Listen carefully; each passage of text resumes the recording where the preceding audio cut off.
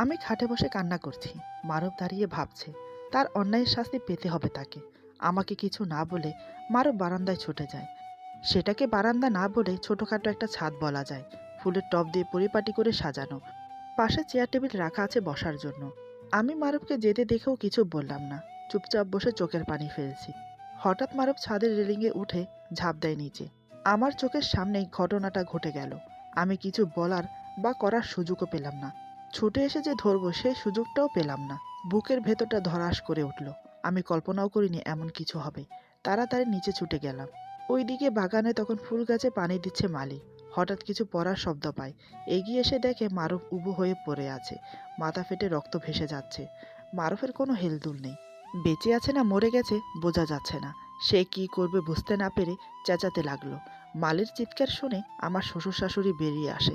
মারুফকে ওই অবস্থায় দেখে আমার শাশুড়ি চিৎকার দিয়ে মাটিতে লুটিয়ে পড়ে, কান্নায় ভেঙে পড়ে। আমার শ্বশুর হাতের শিরা ধরে দেখে নাড়ি চলছে কিনা। না, নাড়ি চলছে। তার মানে অজ্ঞান হয়ে গেছে। আমার শ্বশুর হসপিটালে ফোন করে। আমি এসে চুপ করে একপাশে দাঁড়িয়ে আছি। মনে মনে নিজেকে খুব অপরাধী মনে হচ্ছে। কিন্তু আমি এটা চাইনি। আমি বুঝতে পারিনি এমন কিছু হবে। কিছুক্ষণ পর অ্যাম্বুলেন্স এলো। মারুফকে অ্যাম্বুলেন্সে তুলে দিয়ে সাথে আমার শ্বশুর গেল। আমার শাশুড়ি যেতে চায়, কিন্তু আমার শ্বশুর বাধা দিল। এক প্রকার জোর করে আমার শাশুড়িকে বাড়িতে রেখে যায়। আমি নতুন বউ, তাই আমাকে নিয়ে যায়নি। ওর যদি কিছু হয়ে যায় তাহলে আমি নিজেকে ক্ষমা করতে পারবো না। এখন যদি সবাই জিজ্ঞেস করে কি হয়েছিল, তাহলে আমি কি উত্তর দেব? অনেক ভাবনা মনে ঘুরপাক খাচ্ছে। আমি আমার শাশুড়িকে ধরে বাড়ির ভিতরে নিয়ে গেলাম। উঁচু করে বসে আছি। মনে মনে ভয় হচ্ছে বড় কিছু না হয়ে যায়। মানছি আমি প্রতিশোধ নেওয়ার জন্য ওকে বিয়ে করেছি, তবে এমন করে নয়। এখন ভালো ভালো ও ঠিক হয়ে যায়। প্রায় 3 ঘন্টা পর আমার শ্বশুর এলো। ওনার মুখে শুনলাম তেমন ডেঞ্জারাস কিছু হয়নি।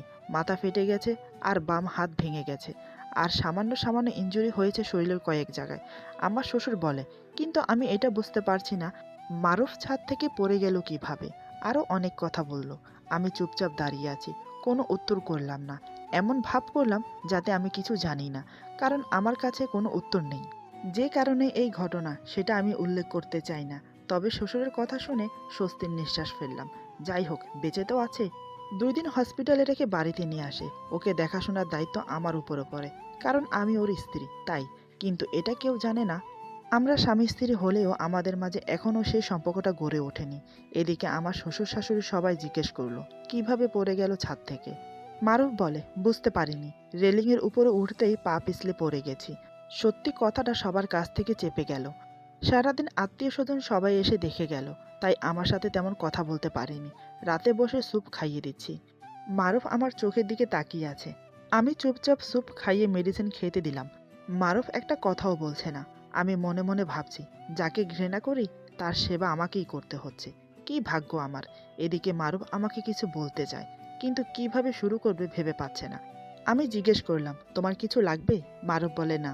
আমি বললাম, রাতে কোনো সমস্যা হলে আমাকে ডাকবে। এই বলে আমি সোফায় শুয়ে পড়লাম।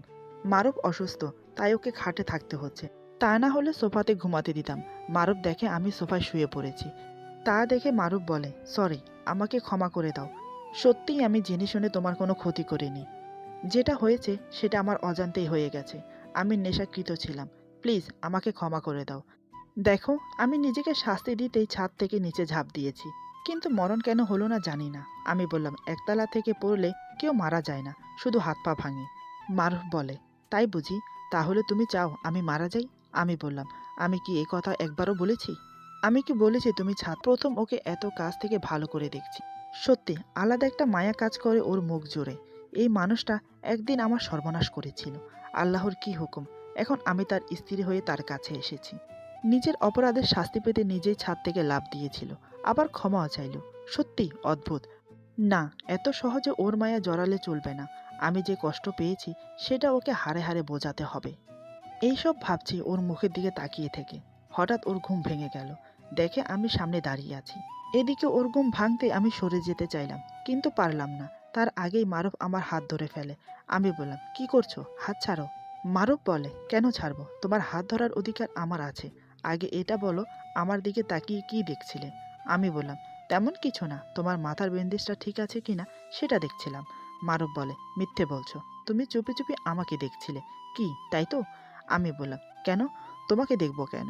তোমার কি দুটো শিং গজিয়েছে?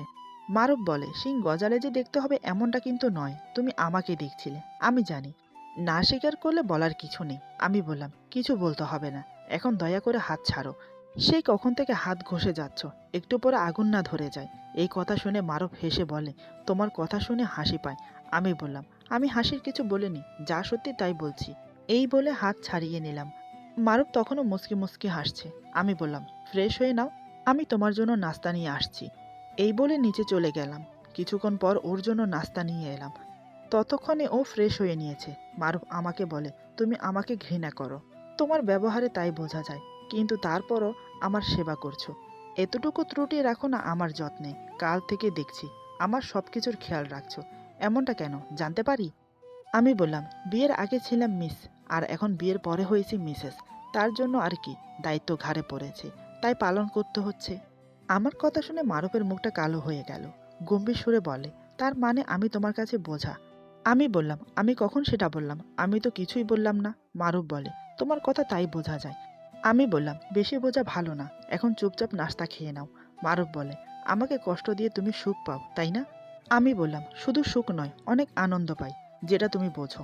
মারুফ বলে, কতদিন এভাবে চলবে শুনি? আমি বললাম, জানি না, তবে যতদিন আমার তৃপ্তি না মেটে। মারুফ বলে, সবকিছু ভুলে নতুন করে শুরু করা যায় না? আমি বললাম, না, যায় না। চোখের সামনে সবকিছু সহজ মনে হয়, কিন্তু ততটা সহজ না। আমি তো সবকিছু মোটামুটি ভুলে নতুন করে শুরু করেছিলাম, কিন্তু তোমাকে দেখার পর থেকে আবার সব মনে পড়ে গেল। তোমার চেহারা দেখলে সেই রাতের কথা মনে পড়ে যায়। এখন সব কথা বাদ দিয়ে নাস্তা খেয়ে নাও। মারুফ আমার দিকে তাকিয়ে চুপচাপ নাস্তা করছে। করছে বলতে আমি খাইয়ে দিচ্ছি। এক হাতে তো কিছুই করতে পারে না। এভাবে 1 সপ্তাহ সেবা যত্ন করার পর একটু সুস্থ হলো। মাথার আঘাত শুকিয়ে এসেছে, তবে হাত এখনো ভালো হয়নি।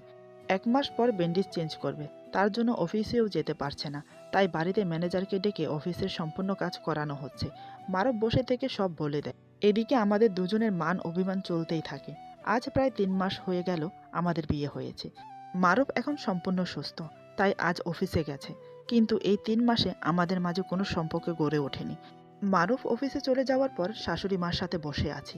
আমার শাশুড়ি মা আমাকে বলল, জানো বৌমা, আজ মারুফের জন্মদিন। এই কথা শুনে মনে মনে ভাবলাম, শত্রু হলেও তো মানুষ, জন্মদিন উইশ করা যেতে পারে।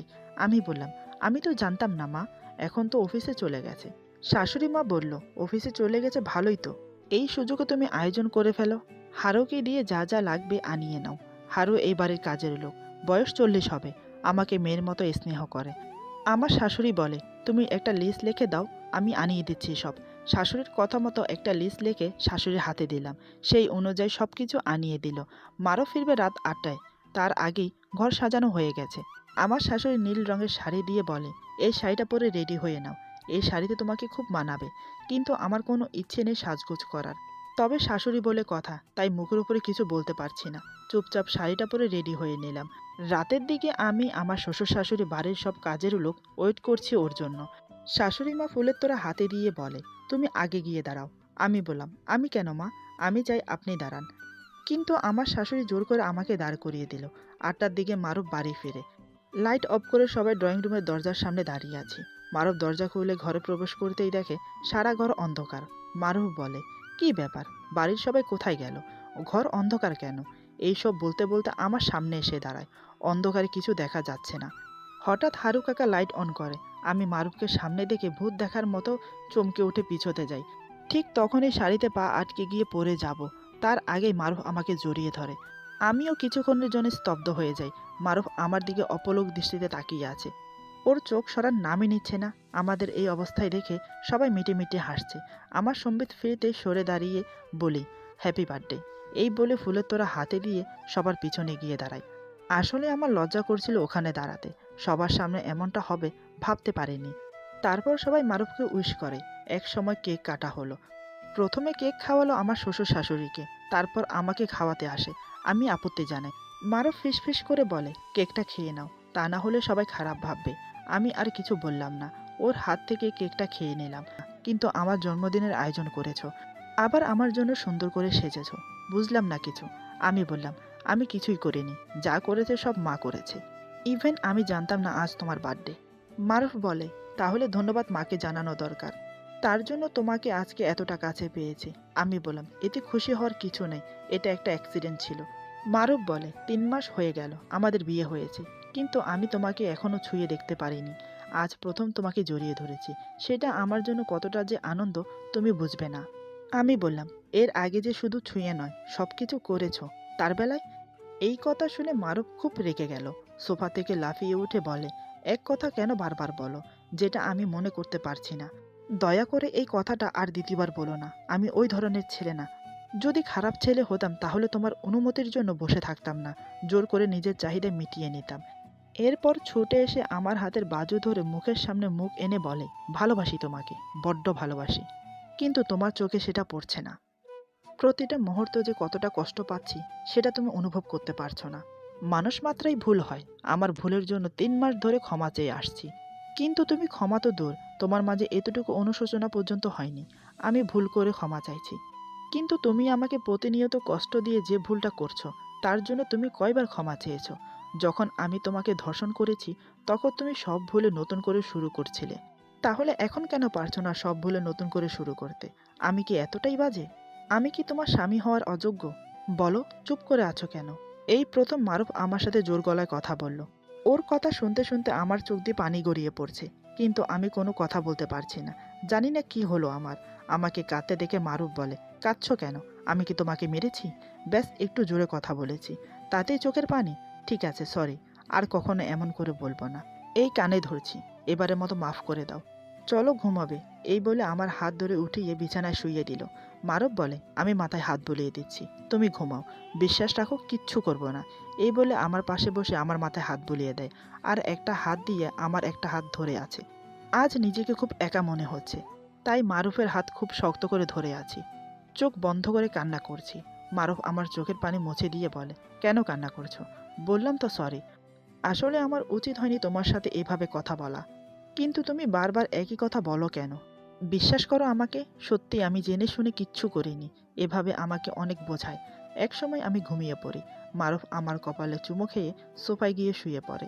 প্রতিদিনের মতো সকালে ঘুম ভাঙে আমার। দেখি মারুফ এখনো ঘুমাচ্ছে। ওকে দেখে কাল রাতের কথা মনে পড়ে গেল। জানি না কাল রাতে কখন ঘুমিয়েছে। ঘড়ির দিকে তাকিয়ে দেখে অফিসে যাওয়ার সময় হয়ে গেছে। তাই ওকে ডাকলাম, এই, তোমার অফিসে যাওয়ার সময় হয়ে গেছে, ওঠো।